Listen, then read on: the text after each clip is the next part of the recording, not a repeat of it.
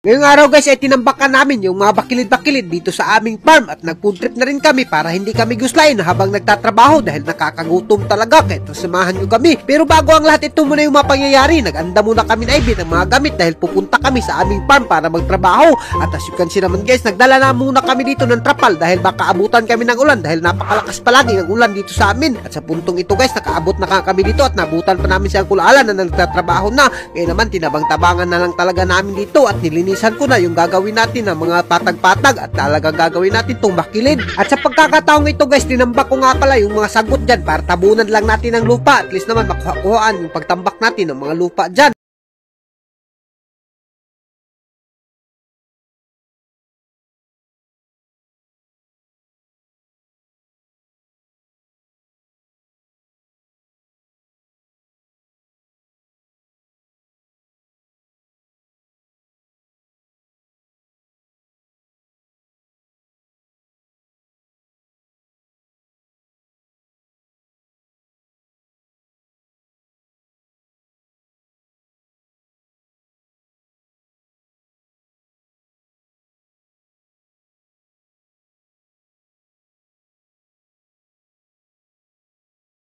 At may mga views na nagtitrending sa'yo. Pero kami ni Ivy guys, ang masasabi talaga namin sa mga nagsisimula pa lang ay huwag kayong mag-focus na makipag-follow to follow. Mag-isip kayo guys ng magandang content at quality content na alam nyo papanoorin kayo. Hindi basta-basta ang pagbablog guys. Pinaglalaanan rin yan ng oras at puhunan. Pero pag mayroon ka namang kakilala at mga kaibigan na big content creator na, one step ahead ka na kumpara sa iba. At ang kailangan nyo na lang guys ay yung nakaka-entertain na content. At ang advice ko lang talaga sa inyo guys, tigilan nyo yung pagko-content ng 10 seconds lang na nagluluto kayo ng pagkain tapos lalagyan nyo ng trending na background music. Ay naku, talagang kawawa kayo dyan. At pagkatapos sasabihin mo ng, hay naku, wala talagang nanunood. Alam nyo guys,